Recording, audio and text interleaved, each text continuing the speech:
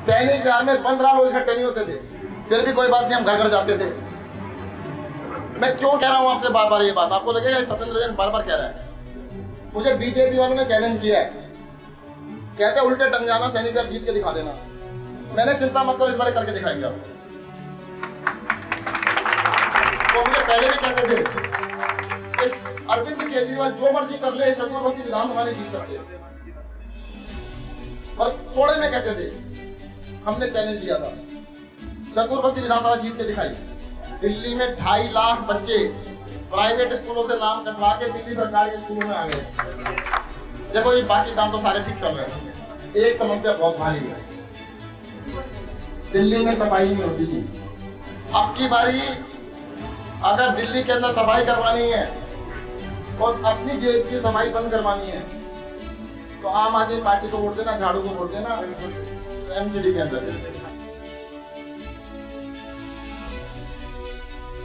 दिल्ली के अंदर बिजली के नए रेट लागू हुए हैं। 7 साल से रेट नहीं बढ़े थे जी, कम ही किए थे, तो 8वें साल में 8वां साल चला हुआ है। कितने रेट बढ़े हुए लगाओ? 7 साल नहीं बढ़े, इकट्ठे बढ़ाए तो कितने बढ़ाने चाहिए? अब तो कोई इलेक्शन भी नहीं है, बढ़ा देने चाहिए थे। इलेक्शन तो हो गए, 30% बढ़ा रहे, 30% बढ़े होंगे। हाँ जी, कोई अंदाजा लगा सकता कितने बढ़े होंगे? तो नहीं कह रहे 5-10% बढ़ाने चाहिए, ज्यादा नहीं। 0% रेट बढ़ाए हैं, 1 पैसा नहीं बढ़ाया। एक्चुअली क्या होता है, आपको ध्यान देने की जरूरत है कि हमारी सरकार आने से पहले हर साल 10%, 20% रेट बढ़ते थे, 5 साल में डबल होते थे। अब तो 8 साल में कम हो गए, बढ़े नहीं। दरअसल क्योंकि रेट बढ़े नहीं तो लोग भूल गए, 8 साल से नहीं बढ़े। हमें किसी ने कहा था कि एक बारी 50% बढ़ा दो, फिर 25% कम कर देना, लोग खुश हो जाएंगे। मैंने कहा ना बढ़ाएंगे ना घटाएंगे, हम बढ़ने ही नहीं देंगे। एक जगह मैं भाषण दे रहा था, मैंने कहा बिजली आती है जी? एक आंटी जी खड़ी हो गई, कहते नहीं आती। मैंने क्या मतलब? क्या जाती नहीं तो आएगी कहां से? पहले आती थी, जाती थी, आती थी, जाती थी, अब ना आती है ना जाती है, यही रहती है। देखो दिल्ली के अंदर जो हमने करके दिखाया बिजली में, लोगों को विश्वास नहीं था। वैसे तो आर्य साहब ने जो काम बताया, पहले उनका जिक्र कर दूं, कहाँ गए? कहेंगे मेरी बातों का जिक्र नहीं किया। एक्चुअली में 30 सितंबर तक का बैन होता है कोई भी काम करने का, कंस्ट्रक्शन का, सड़क तोड़ने का बैन रहता है बारिश की वजह से। आज वो आखिरी दिन है, आपके कई सारे काम चालू हो जाएंगे।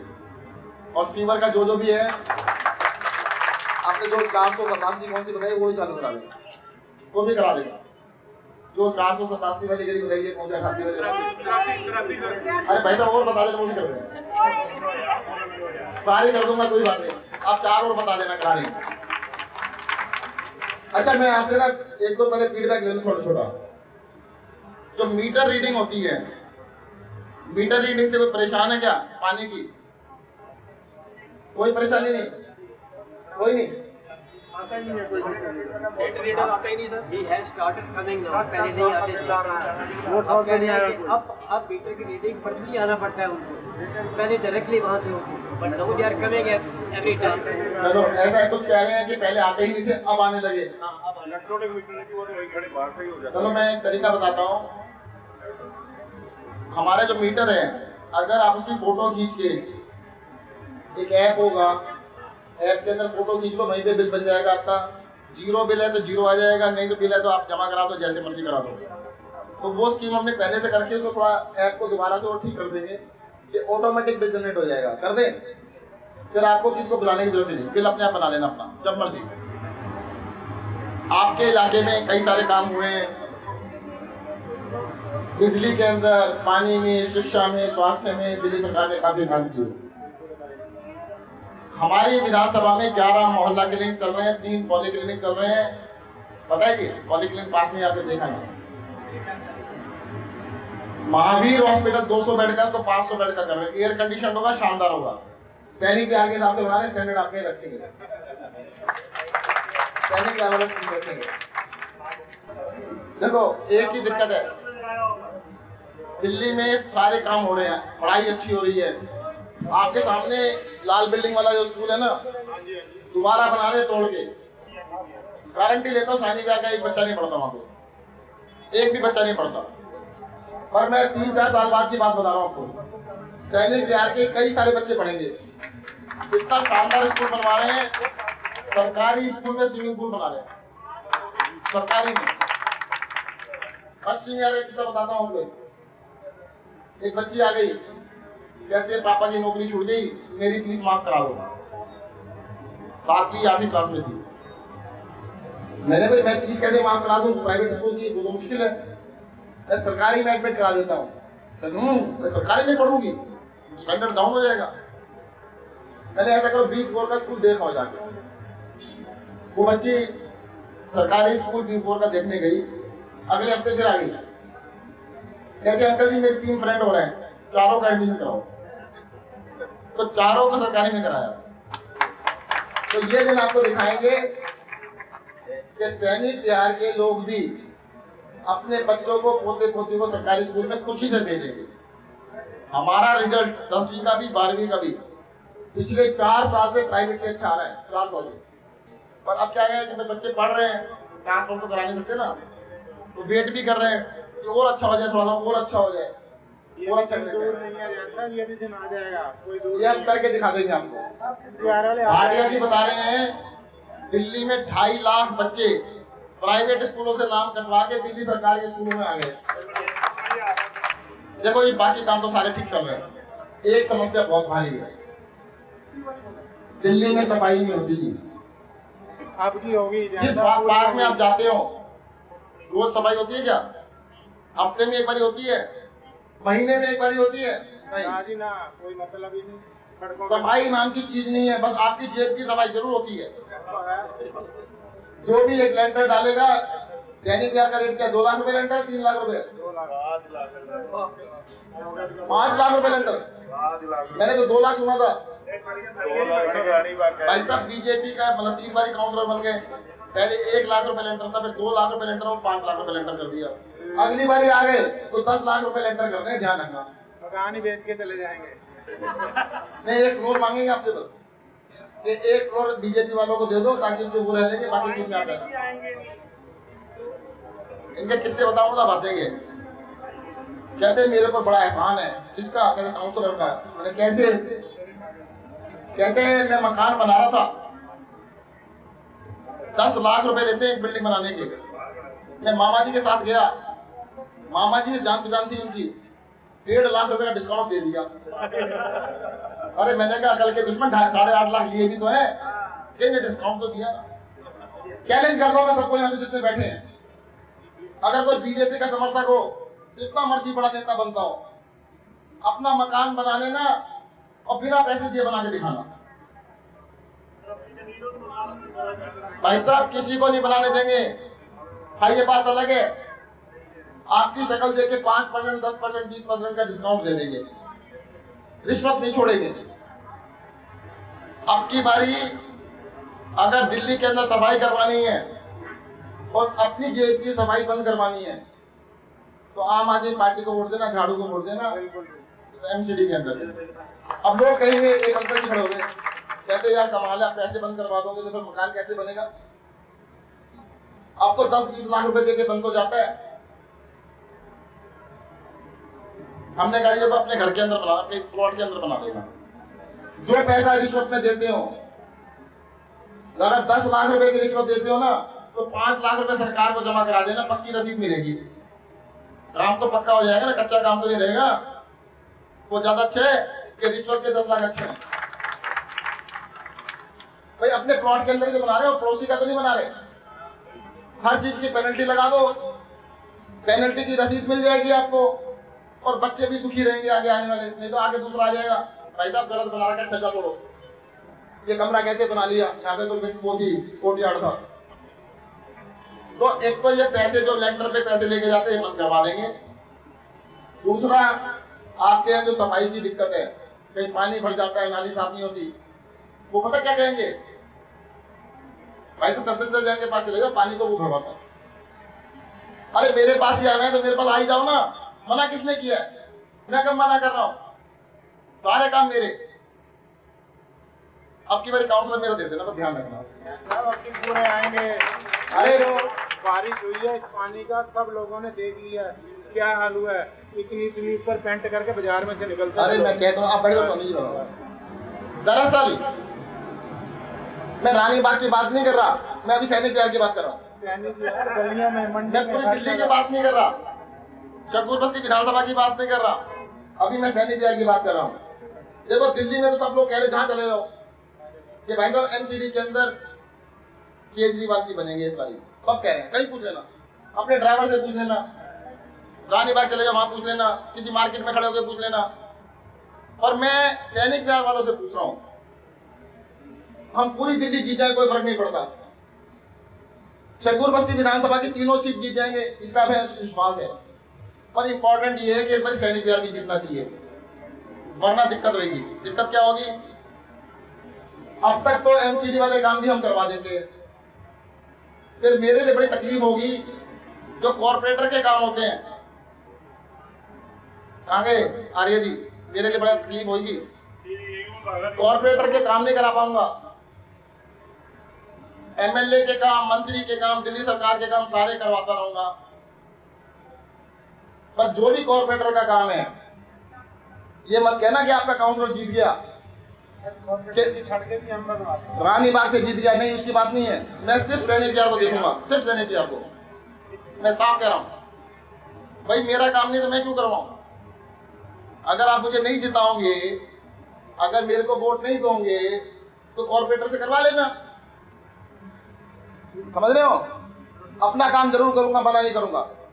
अब सड़कें हैं, आपको बता दो क्या काम मेरा क्या उनका है। इस चारों तरफ की बड़ी सड़क को छोड़ के अंदर का सारा काम कॉर्पोरेशन का है। अब मैंने झूले लगवा दिए, कहते हमारे वाले में नहीं लगवाए, फिर मैंने वो भी लगवा दिए। कहते पार्क में लाइट नहीं लगवाई, मैंने ऐसा लगवा देता हूँ, वो भी लगवा दूंगा। जितने काम है मैं मना नहीं कर रहा, सारे करवा रहा हूँ। पर अब की बारी एमसीडी इलेक्शन के बाद देखो जितने लोग यहाँ बैठे हुए हैं, ये भी मत कहना कोई सुनता नहीं है, जितने लोग यहाँ बैठे हुए हैं इतने लोग तो मेरे लिए 2013 के इलेक्शन में पूरी विधानसभा में इकट्ठे नहीं हुए कभी, यहाँ सैनिक विहार में इकट्ठे हो गए। अंकल जी सामने थे, सैनिक विहार में 15 लोग इकट्ठे नहीं होते थे, 10 भी इकट्ठे नहीं होते थे, फिर भी कोई बात नहीं, हम घर घर जाते थे। मैं क्यों कह रहा हूं आपसे बार बार ये बात? आपको लगेगा सत्येंद्र जैन बार बार कह रहा है। मुझे बीजेपी वालों ने चैलेंज किया है, कहते उल्टे टंग जाना, सैनिक विहार जीत के दिखा देना। मैंने चिंता मत करो, इस बार करके दिखाएंगे आप। तो मुझे पहले भी कहते थे कि अरविंद केजरीवाल जो मर्जी कर ले, शकूर बस्ती विधानसभा नहीं जीत सकते, पर थोड़े में कहते थे। हमने चैलेंज दिया था, शकूर बस्ती विधानसभा जीत के दिखाई। अब मैं बाढ़ की बात नहीं कर रहा, शकूर बस्ती विधानसभा की बात भी नहीं कर रहा, दिल्ली की बात भी नहीं कर रहा हूं, मैं सिर्फ सैनिक विहार की बात कर रहा हूं। सैनिक विहार जिता देना, कारण बता देता हूं आपको। भाई साहब मैं सरस्वती रहता हूं, आपका पड़ोसी हूं। अपने घर में हार जाओ और दुनिया जीत जाओ, मजा नहीं आता। कहेंगे बड़ा हीरो बनता है, अपने घर में तो हार गया। भाई जिताने को तो बैठे ना रानी बाग वाले, कहते हम जिता देंगे पक्का, गारंटी ले रहे। बैठे टोनी जी, ये बैठे खन्ना जी, सारे कह रहे हैं हम जिता देंगे। अरे जीतना हारना अपनी जगह। अगर मेरी बीवी मुझे वोट ना दे और मैं 1 लाख वोट से जीत जाऊं तो जीत हुई कि हार हुई? हार हुई ना। तो इस बारी सैनिक विहार वाले लोगों ध्यान रख लेना, जितने लोग यहाँ बैठे हैं अगर 10-10 वोट भी दिला देंगे जीत जाएंगे। बेटा आपका वोट तो नहीं बना ना अभी? अभी से कम बन गया। सेकेंड में 19 ये 1000 वोट दिलवाएगी सैनिक विहार, तो यही जितवा देगी। देखो राजनीति जो है ना, राजनीति जो है, अच्छे लोग क्या राजनीति में आते नहीं। आते सरदार जी? नहीं आते।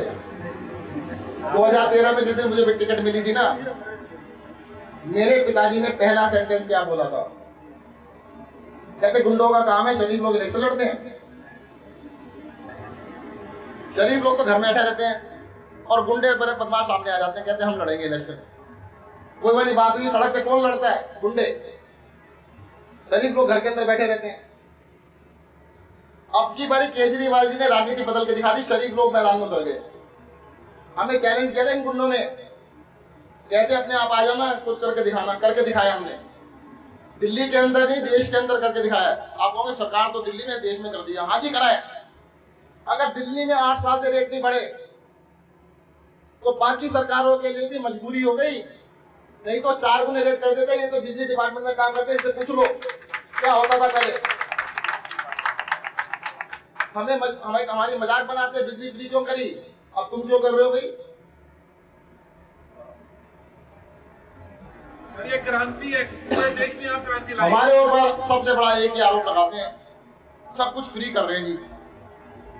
जो जो काम आपने बताए सबका बिल भेज दूं आपको, इस सारों का बिल भेज देता हूं। सैनिक बिहार का हिसाब बना के देंगे, 2-4 करोड़ का तो बन ही जाएगा। अरे भाई आप ही का तो पैसा था, आप ही के पैसे से वापस काम किया। कई लोग कहते हैं हमें क्या फायदा हुआ। अगर आपके ड्राइवर का बिजली का बिल आता 800 रुपए, 1000 रुपए, कहते बाबूजी 1000 रुपए दो तो बिजली का बिल जमा कराना है, तो देता कौन? आप देते ना, तो आप ही के तो 1000 रुपए बचे। आपकी घर में काम करने वाली माई कहती डॉक्टर के 400 रुपए दे दो जी, बच्चे को दिखा के आना है। मोहल्ला क्लिनिक में फ्री में इलाज हो गया, तो 400 रुपए बचे किसके? आपके बचे। और एक बात और बताओ मुझे, अगर आप एक डिस्पेंसरी खोलो तो धर्म का काम, कहती बहुत बड़ा धर्म का काम है, पुण्य का काम है। अब छोटा सा एक स्कूल खोलो तो पुण्य का काम, और दिल्ली सरकार 16.5 लाख बच्चे को अच्छी तरह पढ़ाए तो वो पाप हो गया क्या? पुण्य ही है। सर एक चीज ध्यान रखना, नेताओं के बारे में बता रहा हूं। इस दुनिया में 2 ही तरह के देश हैं, डेवलप देश, अनडेवलप। दुनिया के डेवलप देशों की लिस्ट बना लेना, कोई भी डेवलप देश है आप ले लो, यूके ले लीजिएगा, फ्रांस ले लीजिए, जर्मनी ले लीजिए, कनाडा, अमेरिका, न्यूजीलैंड, ऑस्ट्रेलिया, कोई भी देश हो, वहां पर एक कॉमन चीज मिलेगी, क्वालिटी एजुकेशन और क्वालिटी हेल्थ केयर फ्री होती है। एक भी देश ऐसा नहीं है जिस देश ने तरक्की की हो और वहां पे 2 चीजें फ्री ना हो। इन नेताओं ने क्या कहा, फ्री नहीं होना चाहिए। क्यों नहीं होना चाहिए भाई साहब? आपको अगर तसल्ली हो जाए कि आपका बच्चा अच्छे से अच्छे स्कूल में पढ़ेगा और आप बीमार पड़ गए तो अच्छे से अच्छा इलाज होगा, तो कई सारी बीमारियां वैसे खत्म हो जाएगी। तो हम यही तो कर रहे हैं। और इन नेताओं को तकलीफ क्या होती है कि सबको पता लग जाएगा, ये तो आए फिर वापस चले जाएंगे, इनका क्या है। पर जनता को नहीं पता लगना चाहिए। सर ये जनता को यही बता रहे हैं कि आप लोगों को मान लेना चाहिए इस देश का भविष्य किसके हाथ में है? आपके हाथ में। अब आप कहेंगे नेताओं के हाथ में, बिल्कुल नहीं है। नेता तो आप चुनते हैं। अगर आप गलत नेता को चुनोगे तो भविष्य खराब वो नहीं कर रहा, आप खुद कर रहे हो। कई अच्छे लोग क्या करते हैं, वोट डालने नहीं जाते, कहते हैं हम अच्छे लोग हैं, भले लोग हैं, हमें वोट डालने की जरूरत ही नहीं है, हम राजनीति में इंटरेस्ट नहीं लेते। अरे भाई साहब इंटरेस्ट लो या ना लो, ये राजनीति आपको हर चीज पे डिस्टर्ब करेगी, हर जगह पे डिस्टर्ब करेगी। अगर अच्छाई के साथ खड़े नहीं होंगे तो बुराई आपके ऊपर हावी हो जाएगी। तो इसलिए मैं कह रहा हूं कि आप लोगों को अपने बच्चों के लिए, दादाजी के लिए नहीं, ध्यान रखना। अब आपको दादाजी के लिए वाली क्या बात आ गई? मैंने एक लड़के से पूछा, मैंने भाई किसको वोट दोगे? कहते बीजेपी को। हम तो 50 साल से बीजेपी को देते हैं। मैंने आपकी उम्र तो 50 साल है ही नहीं, ये दादाजी के जमाने से। अब फैसला कर लेना जी, दादाजी के जमाने का वोट देनी है या अपने बच्चों के लिए वोट देनी है। अगर आपके दादाजी होते ना, वो आम आदमी पार्टी को दे रहे होते। अब बेमतलब में उनको बदनाम कर रहे हो। अगर वो आज इस दुनिया में होते आपके दादाजी, तो आम आदमी पार्टी को वोट दे रहे होते। आप आगे वाली जनरेशन को देख के देना। अभी पंजाब से इलेक्शन चल रहे हैं, पंजाब में कल रानीबाग के अंदर था, मैं 4 लड़के आए पंजाब, कहते उन्ने पंजाब को आए ने, मैंने पता लग गया कि मंत्री जी खड़े ने। मैं देखने आया जी, मैंने क्या देखने आए, कहते मंत्री जी कैसे होते हैं। मैंने कहा इसमें क्या क्या है, कोई सीन थोड़ा निकले होंगे, इंसान है ऐसे होंगे। कहते पंजाब के अंदर 2 दिन लग जाए मंत्री को नहीं देख सकते आप, उसकी सिक्योरिटी को देख के वापस ले जाओगे, इससे आगे नहीं आ सकते। अरे आपको अपने जैसा चाहिए, अपना जैसा आदमी चाहिए या उनके जैसा चाहिए? जब हम कहते थे हम जैसे वैसे रहेंगे, आपके बीच में रहेंगे, लोगों को विश्वास नहीं होता था। सैनिक विहार में 100 बारी तो आया हूंगा, कितने गनमैन लेके आता हूं मैं, बताओ कितने गनमैन लेके आया आज तक? दिल्ली में 8 मंत्रालय मेरे पास, होम मिनिस्टर भी मैं ही दिल्ली का। अरे आज भी, अब तो क्या 2 सालों के गोलगप्पे नहीं खाए, रानीबाग में अपनी बीवी के साथ खड़े के गोलगप्पे खा लेता हूँ, तो वहाँ भीड़ लग जाती है, सत्येंद्र जैन आया हुआ गोलगप्पे खा रहा है। अरे भाई साहब अपनी बीवी के साथ खा रहा हूँ, अपने पैसे से खा रहा हूँ, क्या दिक्कत है बताओ? तो लोग, आपको किस्सा बताता हूं, चलो कोरोना के पहले टाइम तो मिलता नहीं, घर पे रात को 9, साढ़े 9, 10 बजे पहुंचते हैं, कभी जल्दी पहुंच जाते थे, 9 बजे पहुंच गए तो महीने में 1-2 बारी अपनी वाइफ के साथ जाते थे एक प्लॉट प्लेस, इनर सर्कल के 2-3 चक्कर लगाते थे। एक दिन एक लड़का मिल गया, रुको जी रुको रुको रुको रुको। मैंने क्या हुआ? आप तो सत्येंद्र जैन हो। मैंने हाँ जी। पहले इधर देख रहा, फिर उधर देख रहा है। मैंने क्या ढूंढ रहे हो? कहते सर सिक्योरिटी का है। वो रजत का है, रजत को बुलाओ। अरे रजत का है, रजत को बुलाना जी, पीछे होगा कहीं घूम रहा होगा। अभी आपको मैं अपनी सिक्योरिटी दिखाऊंगा, देखना कितना मजबूत है। उसकी सिक्योरिटी मुझे करनी पड़ती है। अब देखो सिक्योरिटी कैसी है कि मैं बुला रहा हूँ, है ही नहीं, अगर मुझे आप पकड़ लो तो वो कहाँ होगा। तो मैं और भाई घूमने जाते हैं तो रजत साथ में, मैंने कहा ना, कहते ये इसको कोई पकड़ लेगा तो आपको बचाना पड़ेगा। वो कहता मैं मुंबई से हूँ जी, अखबारों में पढ़ते थे कि भाई आम आदमी पार्टी ऐसी है, आम आदमी पार्टी ऐसी है। हम सोचते थे ये सब ड्रामा ही अखबारों में लिखते होंगे, सच्चाई में ऐसा थोड़ा होता है। कहता ऐसा नहीं हो सकता, हम मान गए। अरे भाई मानो या ना मानो, मैंने तो अपने बच्चों से वादा किया था। मेरी छोटे वाली बेटी जब मैंने इलेक्शन लड़ा 8वीं क्लास में थी, उस टाइम पे कहती पापा आप तो अच्छे आदमी हो, आप नेता क्यों बन रहे हो? तो मैंने कहा भाई बेटा देख बात सुन, मैं नेता बनने, नेताओं की नेतागिरी छुड़वाने जा रहा हूँ, ठीक कराने जा रहा हूँ। थोड़ा मैं खुले में घूमता हूँ, शीशे के घर में रहता हूँ, बिल्कुल जो बोलना था वो बोलता हूँ। और नेताओं की इज्जत जितनी पहले कम करता था उससे भी कम अब करता हूँ। 2013 से पहले बहुत कम करता था, अब उससे भी कम करता हूँ, क्योंकि अंदर जाके पता लग गया ये नेता खराब नहीं होते, बहुत खराब होते हैं। कई लोग कहते फिर छोड़ क्यों नहीं देते? मैं छोड़ तो कभी का देता, फिर कौन आएंगे? वो खराब ही आएंगे। मैंने अपनी बेटी से पूछा, मैंने बेटा तो डर नहीं लगता? कहते नहीं मेरे पापा अच्छे हैं।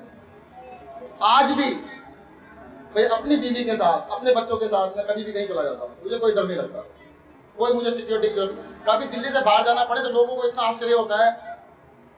पंजाब इलेक्शन में गया मैं पिछली बारी, रात के 10 बजे हम गाड़ी से जा रहे थे, वहां पे तो बैरिकेड लगे थे जगह पुलिस वालों के, रात के 10 बजे तो बहुत ज्यादा होता है। भाई साहब एक जगह रोक ली गाड़ी, किसी ने आगे बोल दिया, 2-3 गाड़ियां थी कि पीछे मंत्री जी बैठे हैं। सारे पुलिस वाले आए देखने के लिए कि मंत्री जी को देख तो ले, बिना पुलिस की गाड़ी के ऐसे ही घूम रहे हैं।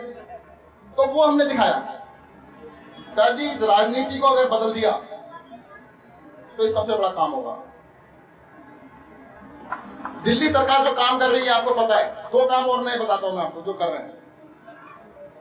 बिजली जैसे 24 घंटे आती है ना, 24 घंटे पानी आएगा आपके घर में, 24 घंटे। आप कहोगे हो नहीं सकता, पहले यही कहते थे बिजली भी नहीं आ सकती, आ गई ना। अब आपको सैनिक विहार के अंदर 24 घंटे पानी दिखाएंगे, बिना मोटर के 4थी मंजिल पे चढ़ाएंगे, बिना मोटर के। सैनिक विहार में पानी 24 घंटे आ रहा है और 4थी मंजिल तक बिना मोटर के चढ़ भी रहा है। अरे वो गलती से बोल दिया, सुन लिया होगा इंजीनियर ने। पानी आ रहा है 24 घंटे, पानी आप दे रहे हैं, ऑलरेडी दे रहे हैं। ऐसा है क्या होता है जब आपके यहाँ भाषण दिया ना कभी, तो किसी इंजीनियर ने सुन लिया कहते कर दो यार, अभी कर दो, पर पूरी दिल्ली में करेंगे, चिंता मत करो। ऐसा नहीं कि सैनिक विहार में अकेले करें, सब जगह करेंगे। दूसरा काम, दिल्ली में यमुना नदी है जिसको गंदा नाला बना दिया है। यमुना नदी बच्चों को दिखाने नहीं ले जा सकते आप, बदबू आती है वहां पे। यमुना नदी में किसी ने डुबकी नहीं लगाई होगी, मैं बता रहा हूं, जितने लोग यहाँ बैठे हैं लगा भी नहीं सकते। अगर डुबकी लगा ली या तो वहीं पे सुबह हो जाओगे, नहीं तो अस्पताल में जाके। सर यमुना नदी साफ करके दिखाएंगे, और उस यमुना नदी में जब डुबकी लगाऊंगा आप सबको लेके जाऊंगा।